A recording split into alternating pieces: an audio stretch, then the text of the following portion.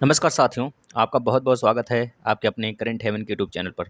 साथियों, मैं प्रकाश आपका स्वागत करते हैं आपके अपने चैनल। दोस्तों विश्वास के साथ जुड़िए और दोस्तों हमें पता है कि बहुत कम संख्या होती है आप लोगों की, लेकिन फिर भी हम डीमोटिवेट नहीं होते हैं क्योंकि हमें पता है कि जिस प्रोसेस से हमने वादा किया है, कम से कम वो तो देख रहा है, तो बस इतना मेरे लिए काफ़ी है। अगर 4 बच्चे ही देख रहे हैं तो 4 को सिलेक्शन दिलाना है मुझे, इतना मेरे अंदर साहस है। और सारे क्लास लेना अपने आप में बहुत बड़ी ताकत होती है साथियों, साहस की बात होती है।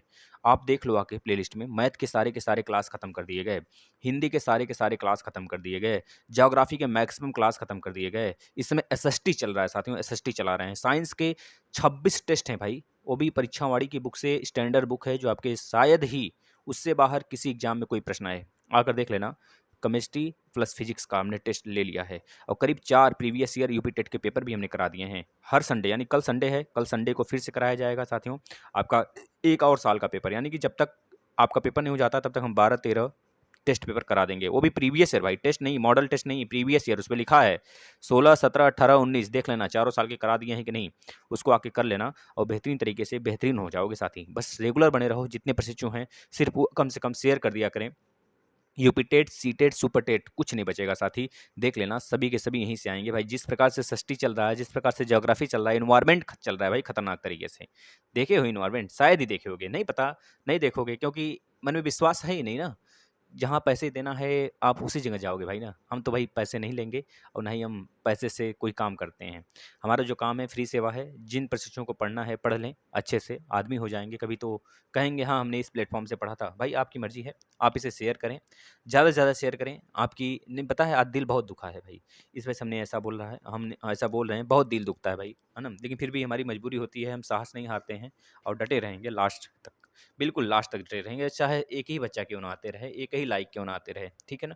आज हम कुछ नहीं बोलेंगे, ना ही लाइक करने को बोलेंगे, ना ही शेयर करने को बोलेंगे। आपकी इच्छा हो तो करिए, अन्यथा हम स्टार्ट करते हैं। दोस्तों यह आपका कम से कम 11वां या फिर 10वां लेक्चर है। करीब हमने दोस्तों 7 टॉपिक हमने अपना लक्ष्य बनाया है दोस्तों। कितने टॉपिक के बारे में?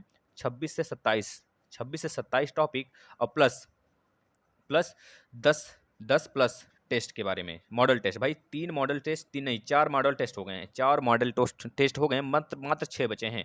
और ये आपका चौथा, यहाँ पे 4 लिखा है टॉपिक ना, ये 4 नहीं है दोस्तों, ये कम से कम नहीं तो 5वां या 6वां टॉपिक है। 6वां टॉपिक, आज भी 2 टॉपिक कवर होगा। कौन-कौन सा? एक तो मनोविज्ञान के संप्रदाय के टॉपिक, एक तो अधिगम व अधिगम के सिद्धांत, जिसमें कि आप देखेंगे बिल्ली वाला जो हुआ था, बिल्ली के लिए, बिल्ली से क्या किया गया था, बिल्ली और स्किनर हो गए, चूहे और दोस्तों चूहे पर इन्होंने चूहे कबूतर प्रयोग किया था। इसी तरह पौला और कुत्तों के लिए प्रयोग किए थे, है ना। तो अब सारी चीज़ें पढ़ेंगे, आप लोग देखते चलिए। चलिए स्टार्ट कर लेते हैं भाई, जिसको शेयर करना है कर दें, अन्यथा आप कोई नहीं, आप लोग बने रहें। मनोविज्ञान के संप्रदाय साथियों, आप यहाँ पे देख रहे हैं, थोड़ा जूम करते हैं हम। एक जैसे विचार एक जैसे विचारधारा वाले लोगों को एक संप्रदाय के अंतर्गत रखा गया है। मनोविज्ञान के अंतर्गत मनोविज्ञान के विभिन्न संप्रदाय निम्नलिखित हैं। वो विभिन्न संप्रदाय निम्नलिखित हैं। कौन कौन से संप्रदाय हैं? आप देख रहे हैं संप्रदाय: संरचनावाद, प्रकारवाद, व्यवहारवाद और मनोविश्लेषण। गेस्टाल्ट दोस्तों सब के सब याद कर लो, 5 हैं: गेस्टाल्ट, मनोविज्ञान, व्यवहारवाद, प्रकारवाद और संरचनावादक। दोस्तों यह के पांचों के पांचों एक संप्रदाय हैं। किसके संप्रदाय हैं? तो बताना, मनोविज्ञान के ये संप्रदाय हैं 5। अब पांचों के बारे में पढ़ना, ये हमारे एक टॉपिक खत्म होगा। यहाँ से पूछा जाता है भाई प्रश्न। चलिए हम चलते हैं अगले पेज पर, नेक्स्ट पेज पर। आपको पीडीएफ की आवश्यकता है भाई, हमें समझ में आता है, क्योंकि हम पीडीएफ आपको देंगे, घबराइए मत। टेलीग्राम का चैनल हमने इसी वजह से बनाया है भाई, आपके पीडीएफ के लिए ही बनाया गया है ना। तो वहाँ पे सारे पीडीएफ जाते हैं। करंट हेवन के नाम से टेलीग्राम है, यहाँ पर नीचे डिस्क्रिप्शन में मिल जाएगा, या फिर आप लिंक के थ्रू क्या आप चले जाओ टेलीग्राम पे, सर्च कर लो करंट हेवन, आ जाएगा, जुड़ जाना, देख लेना, उसमें सारी वीडियो होंगी चैनल की, आप जुड़ जाना। पिछली सारी जितने भी पीडीएफ दे दिए गए हैं आप ज्वाइन हो जाओ। संरचनावाद साथियों, संरचनावाद का मतलब दोस्तों, आज सुबह से सर में बहुत तेज दर्द है, लेकिन फिर भी हम कोशिश बिल्कुल हारे नहीं। आपका 1 घंटे का क्लास उधर डाउट वाला लिए प्लस यह, लेकिन बस यही है, डिमोटिवेट होना तो सबको भाई, देखो डिमोटिवेट लाइफ में ऊंच नीच तो आती रहती है, तो सब कुछ चलता रहता है, कोई दिक्कत नहीं है। चलिए संरचनावाद में साथियों देखना ध्यान से, मनोविज्ञान के दर्शन शास्त्र से अलग करके, जो मनोविज्ञान है उसको दर्शन शास्त्र से अलग करके क्रमबद्ध अध्ययन करने का श्रेय ही संरचनावाद कहलाता है। हमने क्या बोला? जो मनोविज्ञान है उसको दर्शन शास्त्र से अलग कर दिया गया। बस इसी का क्रमबद्ध अध्ययन, एक तरह से क्रमिक अध्ययन ही हमारा क्या कहलाता है दोस्तों?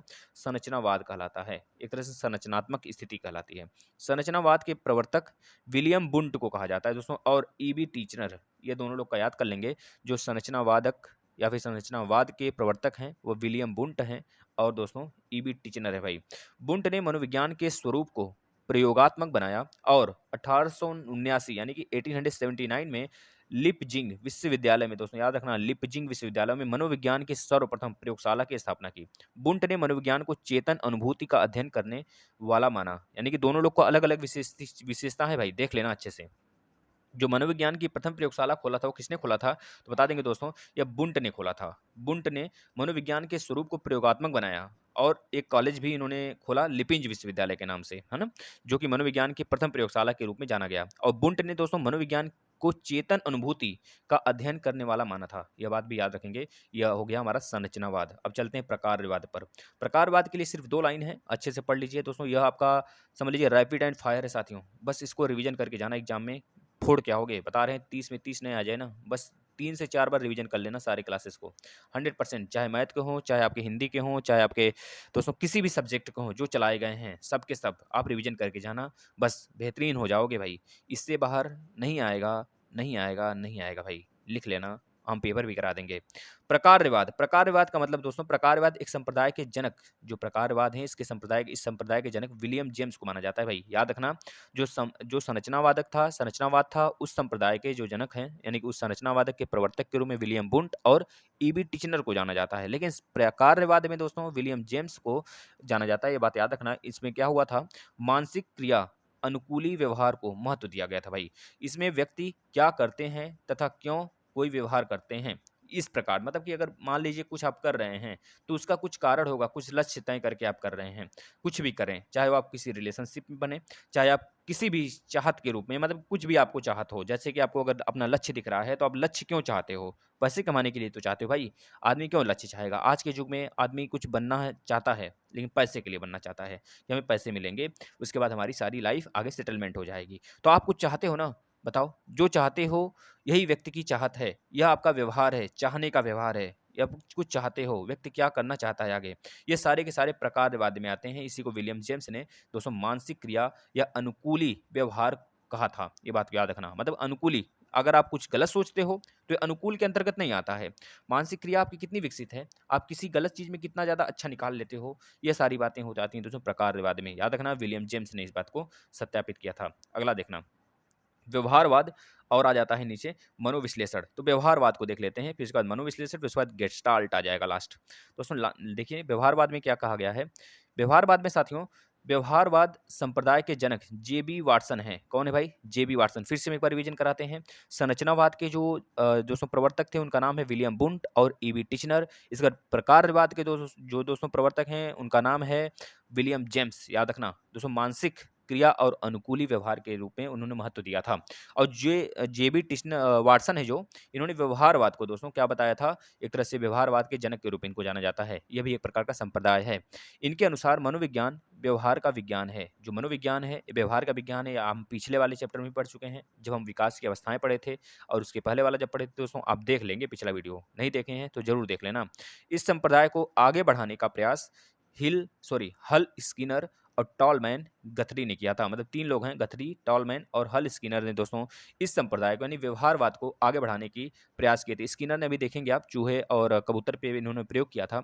उसके अनुसार इन्होंने अपने जो व्यवहारवाद है, व्यवहार रूपी जो इनका दोस्तों एक तरह से सीख है, संप्रदाय है, मनोविज्ञान है, उसको आगे बढ़ाए थे। मनोविज्ञान का ही मतलब हो जाता है साथियों कि आपका विचार क्या है, आप कितना सोच लेते हो, आपकी क्षमता कितनी है, आप कितनी पकड़ बना लेते हो अपनी मजबूती के साथ, है ना भाई। यह चीजें हो जाती है मनोविज्ञान, मतलब मन की विज्ञान, मन में जो आपके चल रहा है, व्यवहार जो आपका है, वही आपका मनोविज्ञान है, इतना समझ लो। मनोविज्ञान में खुद खुद बोल रहा है मनोविज्ञान, चिल्ला चिल्ला के, मन का विज्ञान। मन में आपके क्या क्या चल रहा है इस समय, आपके व्यवहार क्या क्या हैं, ये सारे के सारे आ जाते हैं भाई मनोविज्ञान में। चलिए मनोविश्लेषण की बात करते हैं। भाई मनोविज्ञान ही तो मनोविश्लेषण है, मन का विश्लेषण करना मनोविज्ञान आता है। एक तरीके से धैर्य पूर्वक, शालीनता से भाई, सोच लोगे ना तो हर चीज़ मनोविज्ञान ही है। मन के विज्ञान पर ही आधारित पूरी दुनिया टिकी हुई है। मन जो चाहता है वही हमारा विज्ञान रूपी विस्तार देखने को मिल जाता है भाई, याद रखना। तो याद रखना दोस्तों, मनोविश्लेषण की बात करें तो मनोविश्लेषण संप्रदाय के जनक जो हैं सिपमंड को फ्रायड को माना गया भाई। देख लेना, फिर से हम रिवीजन कराते हैं, ध्यान से देखना। संरचनावाद किसने किसने थे, मतलब कौन कौन थे तो बता देना, विलियम बुंट और ईबी टिश्नर थे संरचनावाद में।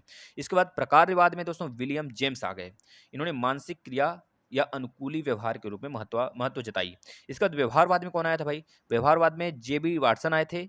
और दोस्तों उसको आगे बढ़ाने का काम स्किनर, टॉलमैन और गथरी ने किया है, याद रखना जो यहाँ पे लिखा गया है। अब मनोविश्लेषण आता है। मनोविश्लेषण में दोस्तों इस संप्रदाय के जो जनक थे सिपमंड फ्रायड को जाना जाता है। इन्होंने व्यक्तित्व मापन की स्वप्न विश्लेषण विधि का प्रतिपादन किया था। स्वप्न विश्लेषण विधि साथियों, किसका इसका प्रतिपादन किसने किया था, मनोविश्लेषण का, बता देना सिपमंड फ्रायड ने। एक लाइन लास्ट, गेस्टाल्ट साथियों, ये गेस्टाल्ट संप्रदाय के जनक कोहलर, मोक्का, बर्दिमर। दोस्तों कोहलर जो हैं ये आपको आगे देखेंगे आप, कोहलर के बारे में अभी हम जस्ट पढ़ने वाले हैं पूरा फिगर से। और मोक्का और बर्दिमर दोस्तों, यह लेविन और लेविन भी हैं। ये इन चारों ने दोस्तों गेस्टाल्ट के संप्रदाय के जनक के रूप में जाने जाते हैं भाई। गेस्टाल्ट संप्रदाय के जनक इन चारों को कहा जाता है, आप याद रख लेंगे। अब यहाँ पर एक टॉपिक हमारा खत्म होता है मनोविज्ञान के संप्रदाय के बारे में। अब स्टार्ट होगा अधिगम व अधिगम के सिद्धांत। अधिगम व अधिगम के सिद्धांत का दोस्तों यहाँ पे स्टार्टिंग होगी। अब ध्यान से सीखते चलें और सुनते चलें हमारी बातों को। अगर पेन कॉपी लिए हों तो लिखते चलेंगे, अगर ना भी लिख रहे हों तो एक बार सुन लेंगे, दोबारा लिख लीजिएगा, यह आपकी मर्जी है भाई। चलिए अगला, अधिगम का अर्थ क्या होता है भाई। अधिगम का अर्थ होता है, अधिगम का अर्थ है सीखना भाई, ये सभी को पता है। अधिगम मतलब सीखना, लर्निंग। अनुभव के आधार पर व्यवहार में होने वाला परिवर्तन ही अधिगम कहलाता है। जो आपका अनुभव, जैसे हमारे पास अनुभव है जो हमने आपको बताया, हमारे पास अनुभव है कुछ पाने का, कुछ ललक है, हमने कुछ पाया है, कुछ खोया है, हम सारी चीज़ें आपको शेयर करते हैं भाई। अपना हर एक चीज़ हमने आपको बताया है अपने बारे में। हम हमको जितना आता है सारे ज्ञान हम आपको देते हैं चैनल के थ्रू। आप कितना ले लेते हो आपके ऊपर डिपेंड करता है, लेकिन हमारा जो अनुभव है हम आपसे शेयर करते हैं दिन भर। तो आपके ऊपर है कि आप कितना सीखते हो, आप कितना अनुभववान होते हो, आप हमारे अनुभव से क्या सीखते हो। मतलब आप जितनी घटनाएं आपके जीवन में घटित होती हैं उन सब से आप एक शिक्षा लेते हो, वही अनुभव है, वही अनुभव अधिगम कहलाता है भाई, याद रखना। निम्न मनोवैज्ञानिकों के अनुसार अधिगम की परिभाषाएं निम्न प्रकार की हैं, यानी कि अलग अलग प्रकार की। पहला स्किनर साहब आ गए। स्किनर साहब ने व्यवहार के अर्जन में उन्नति की प्रक्रिया को अधिगम कहते हैं, है ना। मतलब व्यवहार के अर्जन में उन्न, जैसे आपने अभी आप देखेंगे चूहे और कबूतर के बारे में, अभी इनके बारे में हम पढ़ने वाले हैं। और क्रो ने दोस्तों कहा था कि ज्ञान व अभिवृत्ति की प्राप्ति ही अधिगम है। ज्ञान और अभिवृत्ति, हमने बताया था अभिवृत्ति क्या है और अभिवृद्धि क्या है, दोनों में बहुत अंतर है भाई, देख लेना और समझ लेना। इसके जस्ट पहले वाले वीडियो में जो हमने कल वाला जो क्लास किया था उसमें बताया था साथियों। एक दिन भी क्लास आपका मिस नहीं करते हैं, लेकिन आप लोग हैं कि खैर ठीक है।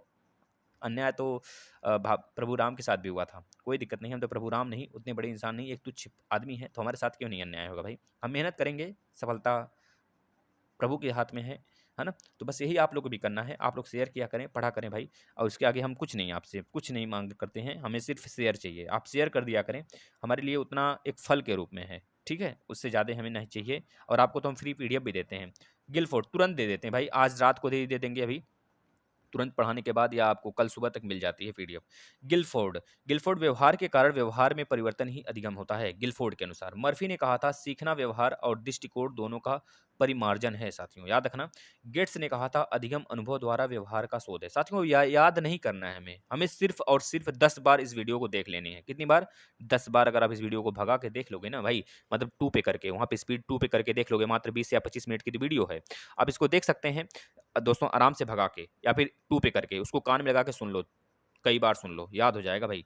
इसमें बहुत सारी चीज़ें देखिए, और व्यवहार तो सब में कॉमन है। अभी देखना, हेनरी स्मिथ का कहना है अनुभव के परिणाम स्वरूप नए व्यवहार का वर्णन अथवा पुराने व्यवहार का सुदृढ़ीकरण ही अधिगम होता है। जैसे आपने कुछ गलती किया, तो आप मान लीजिए बार बार फेल हो रहे हैं, बार बार फेल हो रहे हैं, बार बार फेल हो रहे हैं, लेकिन आपने गलती करना, मतलब आपने मतलब सीखने की जो ललक थी अंदर से आपने छोड़ा नहीं उसे। एक स्थिति ऐसी आएगी कि आपको सुदृढ़ीकरण अपने अंदर नज़र आने लगेगा, आप खुद सुधार की तरफ बढ़ने लगोगे, आपको लगेगा हाँ, हमारा जो डायरेक्शन है बिल्कुल परफेक्ट है, हमने गलतियों से ही सीखा है। तो गलती करना भी जायज़ है लाइफ में, यह मत सोचा करें हार गए तो अब हार ही गए, अब मैदान छोड़ देना ही उचित है। मैदान छोड़ना ही सबसे बड़ी हार होती है, और हार कर रुक जाना ही सबसे बड़ा, एक तरह से कह लीजिए, अपना दुर्व्यवहार होता है भाई, है ना। तो अच्छे तरीके से लगे रहें, हारना जीतना ये तो प्रभु के हाथ में है किसी को हराना और किसी को जिताना है, लेकिन कर्म सबसे बड़ा, कर्म ही प्रभु है भाई, इतना समझ लो। हमने गलत बोल दिया, प्रभु के हाथ में कुछ नहीं है, सब कुछ अपने हाथ में है, इतना याद रखना। अपने हाथ में ही सब कुछ है, जो करना चाहते हो कर लो मेरे यारों, मेरे आज की युवा पीढ़ी, जो करना चाहते हो लगन से कर लो, कल मौका मिले या न मिले कौन जानता है। चलो अगला देख लेना। उपरोक्त परिभाषाओं के आधार पर हम क्या कह सकते हैं? हम यही कह सकते हैं अधिगम की प्रक्रिया द्वारा व्यवहार में परिवर्तन होता है। देखो हमने तो यही बोला था भाई, व्यवहार एक ऐसी स्थिति है जि अभी हमने जितने साइंटिस्ट को भी देखा ऊपर, जितने भी मनोवैज्ञानिक विद थे हमने ऊपर देखा, सब में एक व्यवहार ही एक कॉमन था। कॉमन था ना भाई? सब में व्यवहार कॉमन था। यह एक ऐसी स्थिति है व्यवहार जो कि हमारे अपमार्जन, परिमार्जन, अधिगम जितने भी चीज़ें होती हैं सब में एक तरह से यूज़ होता है, उसका उपयोग होता है भाई, याद रख लेना। उपरोक्त परिभाषाओं के आधार पर हम कुछ बातों को डील करेंगे यहाँ पर। पहला आप देख लिए, प्रगत अधिगम जो है, अधिगम की प्रक्रिया द्वारा व्यवहार में परिवर्तन होता है। ये सभी ने देख लिया, आप भी प्रयोग करके देखे होंगे, फेल हो गए होंगे, फिर पास हुए होंगे, इस तरह से। अब यहाँ पे देखना, दूसरी क्या बोल रही है इसमें, अधिगम व्यवहार का परिमार्जन करता है।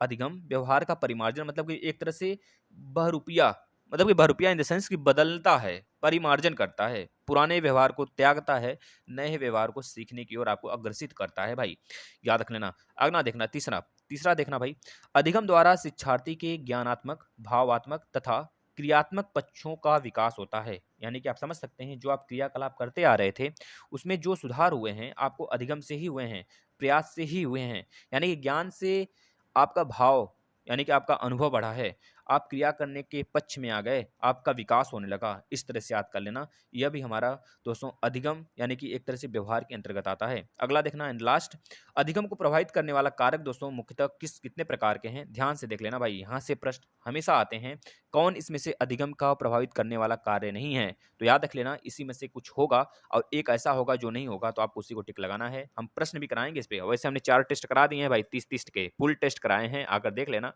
और कर लेना। नेक्स्ट देखना, विद्यार्थी से जुड़े कारक देख लेना साथी, कौन कौन से कारक हैं। पहला है विद्यार्थी से जुड़े कारक, क्योंकि हमने बोला ना अधिगम के प्रभावित करने वाले मुख्यतः बहुत सारे कारक हैं। एक तो विद्यार्थी से जुड़े कारक हो सकते हैं, आप खुद बताओ, शिक्षक से जुड़े कारक नहीं हो सकते क्या? हो सकते हैं। और एक वातावरण से जुड़े कारक हो सकते हैं, बिल्कुल हो सकते हैं। पाठ्य पुस्तक से भी जुड़े कारक हो सकते हैं। इस तरह आप और बता दो 2-4 अगर हो तो, ठीक है। इस प्रकार से बहुत सारे कारक हो सकते हैं ना विद्यार्थी से जुड़े हुए, बताना। देखना, विद्यार्थी से जुड़े कारक क्या-क्या हो सकते हैं? शारीरिक स्वस्थ, मतलब कि अगर आप स्वस्थ हो तो भैया बेहतरीन तरीके से सीखोगे, दूसरों से अच्छे सीखोगे जो अस्वस्थ होंगे। मानसिक स्वास्थ्य, अगर मानसिक स्वास्थ्य आपको अच्छा है, मतलब आप घर से आए, खाना-पीना खाकर डेली आ रहे हो, पढ़ रहे हो, जा रहे हो, फिर से आराम से थोड़ा बहुत खेल-खूल रहे हो, फिर उसके बाद फिर से लग जा रहे हो पढ़ाई में, मतलब कि एक तरह से मानसिक स्वास्थ्यता ज़रूरी है। मानसिक स्वास्थ्य के लिए खेलना बहुत ही ज़रूरी है, थोड़ी-सी मनोरंजन होनी चाहिए लाइफ में। 1 घंटे ही हो, आधे घंटे हो, लेकिन होना चाहिए भाई। दिन भर पढ़ना भी बेकार है, मानसिक संतुलन बेकार कर देता है। संतुलित मानसिक संतुलन, संतुलन का ही मतलब है कि आप अपने आप को संतुलित बनाएँ हर तरफ। जैसे कि अगर आप तेल डब्बे में भरते हैं, तेल को डब्बे के तेल को क्या आप सीधे ही रखते हो ना, लुढ़का के इस प्रकार थोड़े रखते हो, डब्बे इस तरह थोड़े रखते हो। इस तरह रखोगे तो इसका संतुलन बिगड़ जाएगा। जब संतुलन बिगड़ेगा तो ये गिरेगा कि नहीं गिरेगा बताना? 100% गिरेगा। जब ये गिरेगा तो इसका पूरा का पूरा डैमेज होना निश्चित है साथियों, तेल भी बेकार होगा और डब्बे अगर शीशे के हैं तो भी फूटेंगे। लेकिन अगर आप सीधे रखे हो, संतुलन बना के रखे हो, तो शायद ही ये डब्बा गिरे और ये डब्बा शायद ही फूटे, और ये काफ़ी दिन तक चलेगा, जब तक इसकी लाइफ होगी तब तक ये चलता रहेगा, है ना? तो इस प्रकार से मानसिक संतुलन बहुत ज़रूरी है और भविष्य में यह कायम करके रखना है हमें। सीखने की इच्छा भाई, सीखने की प्रबल इच्छा होनी चाहिए, हम तो कहेंगे। सीखने की इच्छा ही नहीं बल्कि प्रबल इच्छा होनी चाहिए, तभी आप आगे बढ़ते रहोगे।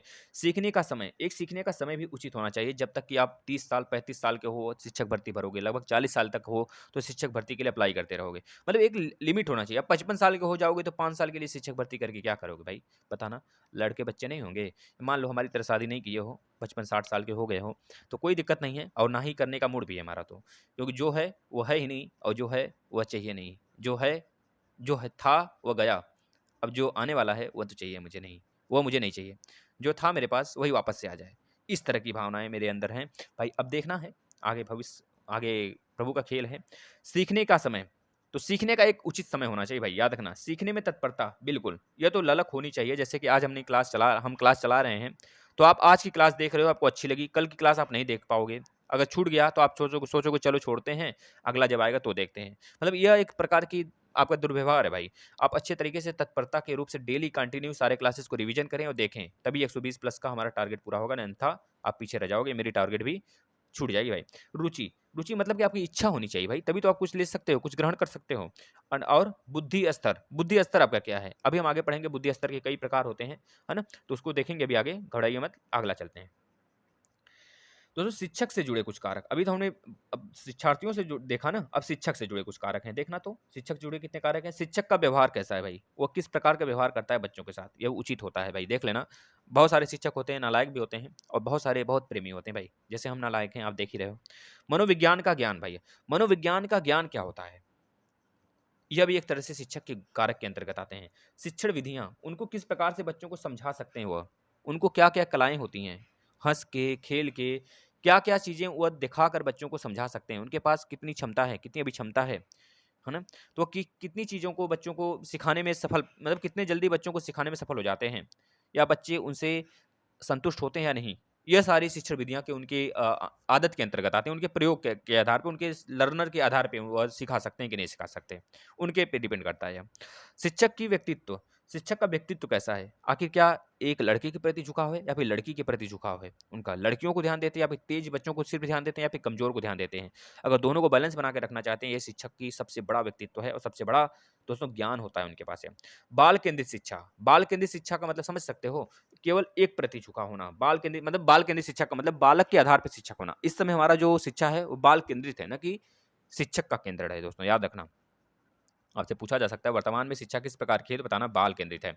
वातावरण में कारक, वातावरण के कारक भी प्रभावित करते हैं साथियों, याद रखना। कक्षा का अनुशासन होना, कक्षा का अनुशासनित होना, तभी जाके कुछ कारण होगा आगे। विद्यालय की स्थिति कैसी है, पारिवारिक वातावरण कैसा है, सामाजिक वातावरण कैसा है। भाई आपके सामाजिक वातावरण, समाज में रहने वाले लोग, परिवार में रहने वाले लोग, सबसे आप कुछ ना कुछ सीखते हो साथियों, तो यहाँ पर सबके सब कारक बन जाते हैं।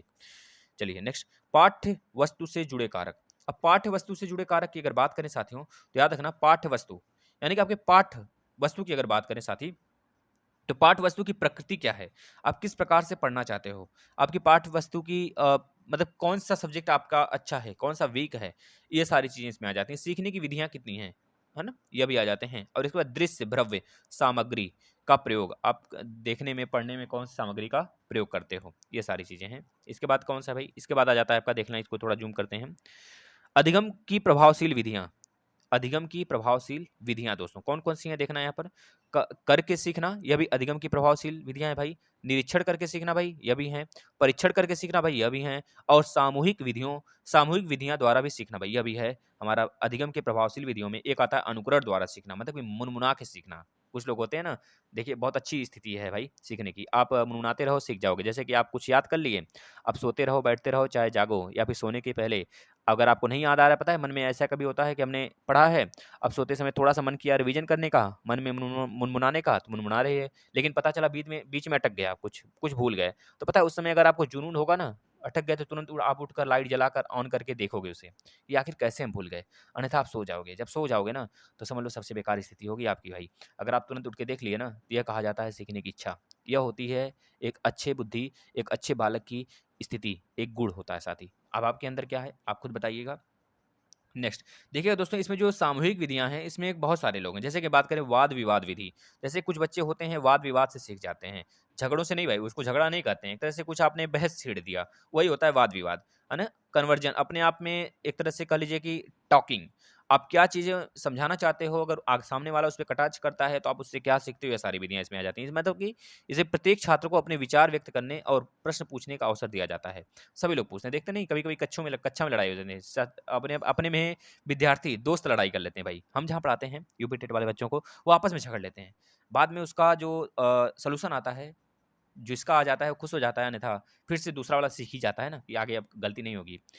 वर्कशॉप विधि मतलब कि एक तरह से प्रैक्टिकल, वर्कशॉप का मतलब प्रैक्टिकल करना, है ना। जब हम लोग बीटेक कर रहे थे तो उसमें एक वर्कशॉप हम लोग का चैप्टर था। चैप्टर क्या था, प्रैक्टिकल था, जिसमें हम लोग अपना हथौड़ा वगैरह लेकर, हैमर वगैरह लेकर, और जो ड्रिलिंग वगैरह मशीन वगैरह सब कुछ यूज करते थे, जो आपका सोल्जरिंग वगैरह हो गया, ये सारी चीज़ें उसमें यूज़ करते थे। मतलब वही वर्कशॉप हो गया जहाँ पे सारी विधियाँ हैं, सारी भाषाओं हैं, सारी विषय हैं, आप आयोजन होता है। मतलब एक तरह से सारे चीज़ें, सारे टूल्स वहाँ पे होते हैं सीखने की, विषय की। तो ये होता है वर्कशॉप विधि। इसके बाद सम्मेलन व विचार गोष्ठी विधि। इसमें विशेष विषय पर छात्रों द्वारा विचार विनिमय किया जाता है। और प्रोजेक्ट डाल्टन विधि दोस्तों, यह भी इसमें आ जाता है, याद रखना। ये चारों के चारों।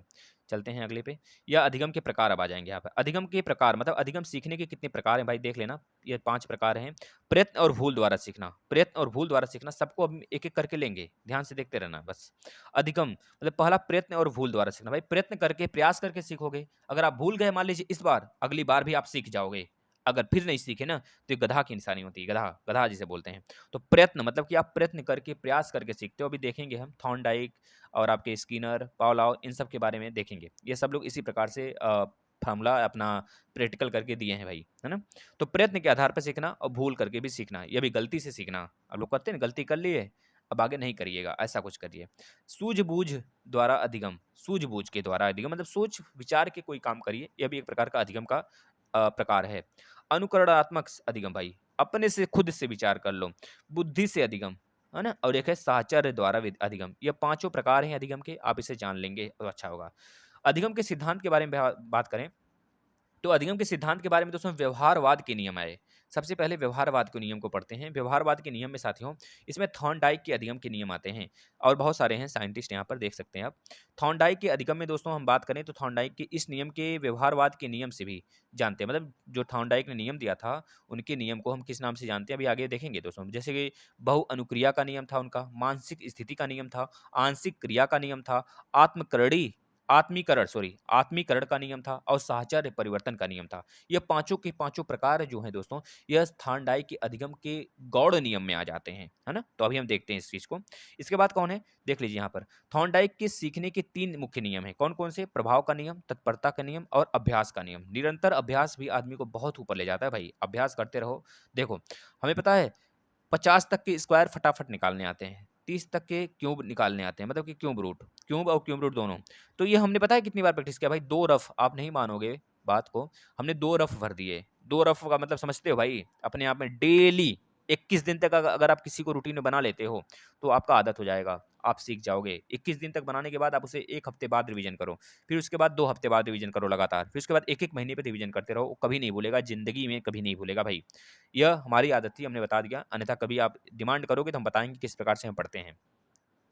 थॉर्नडाइक के सीखने के 3 नियम है भाई। पहला प्रभाव का नियम है, तत्परता का नियम है, अभ्यास का नियम है। अभ्यास के नियम में पहला है उपयोग का नियम और दूसरा है अनुप्रयोग का नियम। तो हम चलते हैं अब थॉर्नडाइक की तरफ, चलिए भाई थॉर्नडाइक की तरफ आ जाते हैं। थॉर्नडाइक के अधिगम का गौड़ नियम कितने हैं हमने बताया। बहु अनुक्रिया का नियम, मानसिक स्थिति का नियम, आंशिक क्रिया का नियम, आत्मीकरण निकल जा रहा है, आत्मीकरण का नियम और साहचर्य परिवर्तन का नियम। भाई इसे आप देख लेना, ये पांचों के पांचों प्रकार हैं जो आपसे पूछा जा सकता है, गौड़ में पांचों आते हैं। अब अधिगम के सिद्धांत के बारे में बात करें साथियों, तो अधिगम के सिद्धांत पहला जो आता है प्रयत्न एवं भूल का सिद्धांत। प्रयत्न और भूल के सिद्धांत में साहचर्यवाद का सिद्धांत, संबंध प्रक्रिया के सिद्धांत में व्यवहारवाद का सिद्धांत, सूझ का सिद्धांत में गैस्टाल्टवाद का सिद्धांत, अनुकरण का सिद्धांत में साहचर्यवाद का सिद्धांत, व्यवहार एवं संज्ञानात्मक सिद्धांत में थॉर्नडाइक का सिद्धांत आता है साथियों, याद रख लेना। इसके बाद थॉर्नडाइक के सिद्धांत साहचर्यवाद, प्रयत्न एवं भूल का सिद्धांत, या फिर इसे कहते हैं संबंधवाद का सिद्धांत, या फिर कहते हैं अनुबंधवाद का सिद्धांत, अनुबंधन का सिद्धांत। ये सारे के सारे दोस्तों जो आए गए, ये अधिगम के सिद्धांत के अनुसार ये देखा गया है, ये अधिगम के सिद्धांत के अनुसार आते हैं।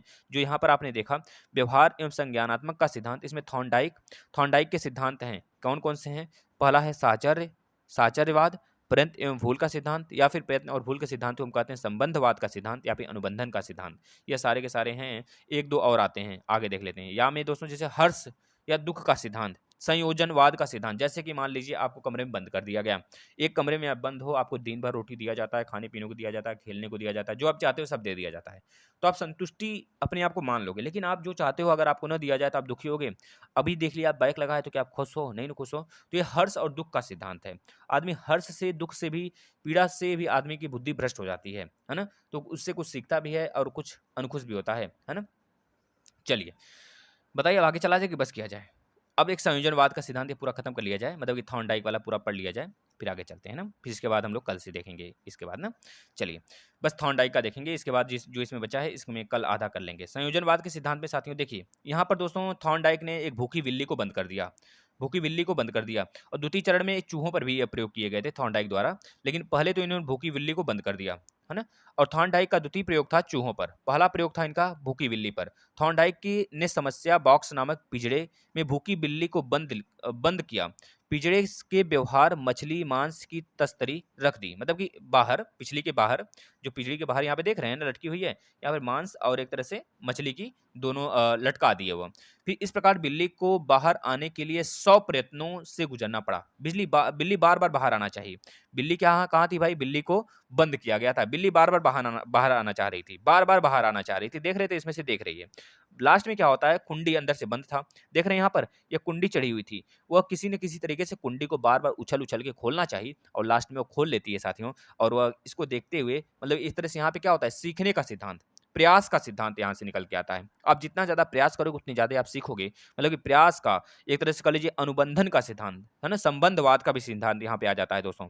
एक तरह से कह लीजिए साहचर्यवाद का सिद्धांत भी यहाँ लागू हो जाता है। मतलब ये सारे के सारे व्यवहारवाद का सिद्धांत तो ज़रूरी है भाई यहाँ पर। व्यवहार आपका क्या है? व्यवहार आपने क्या किया? प्रयास आपने कितना किया? तो ये सारी चीज़ें लगते हैं। प्रयत्न एवं भूल का सिद्धांत भी इसमें आ जाता है भाई। प्रयत्न के आधार पे भी तो ये फॉलो हुआ। बिल्ली ने प्रयत्न न किया होता तो कैसे दरवाज़ा खोल पाती? कैसे वो कुंडी लटका पाती? बताना। वह प्रयत्न की, लालच की, है ना? तब जाके वो अपना लक्ष्य पा ली भाई। मतलब कि 100 प्रयत्नों से गुज़रने के बाद बिल्ली बाहर आ पाई। आने के लिए दोस्तों उन्हें 100 प्रयत्न किए और लास्ट में वो मछली पा जाती है और खा जाती है, इस तरह से ना। तो इन्होंने जो व्यवहार का वाद का सिद्धांत दिया है, किसका है? थॉर्नडाइक का है, याद रखना। और व्यवहारवाद, साहचर्यवाद और दोस्तों कह लीजिए कि इसके बाद साहचर्य के बाद प्रयत्न एवं भूल का सिद्धांत, ये सब के सब इनके थे। आगे चलेंगे हम लोग, कल पढ़ेंगे अब स्किनर वगैरह का, कल से देखा जाएगा। आज के लिए इतना बहुत है और ये आपको पूरी की पूरी जो पीडीएफ है, ये कल के बाद ही मिलेगा साथियों, क्योंकि इसमें हमने बहुत बड़ा ले लिया है पीडीएफ, तो 30 मिनट बहुत होते हैं। चलिए, आप लोग शेयर करिएगा और पिछले क्लासेस रिवीजन करिएगा। धन्यवाद एंड गुड नाइट।